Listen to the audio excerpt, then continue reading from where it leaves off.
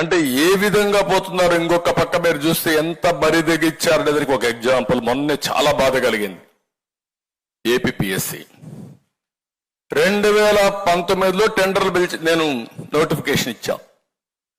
దాంట్లో deputy collectors and also డిఎస్పీల పోస్టుల కోసం అవన్నీ కూడా ప్రాసెస్ చేస్తే మామూలుగా ఇవన్నీ కూడా కంప్యూటర్తో కరెక్ట్ చేయకూడదు, మాన్యువల్గా చేయాలి.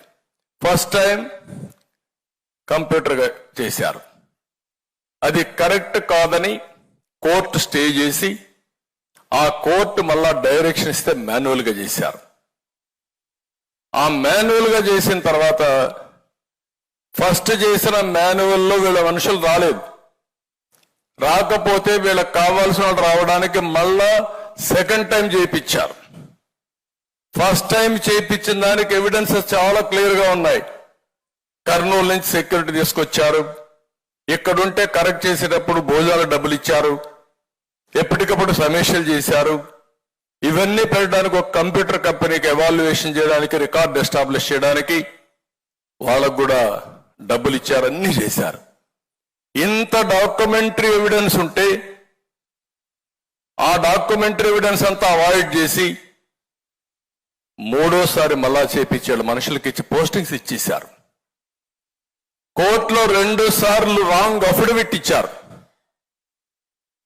అంటే మీరు ఒకటి గుర్తుపెట్టుకోవాలి, అల్టిమేట్ గా ఏ వ్యక్తి అయినా సరే ఫైనల్ జడ్జిమెంట్ వచ్చేది కోర్టు ద్వారా వస్తుంది.